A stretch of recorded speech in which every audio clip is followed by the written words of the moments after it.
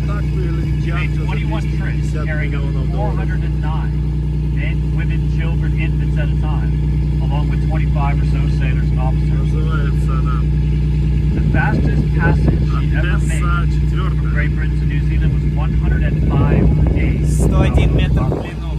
101 метр в длину. Imagine living on a boat with 430 other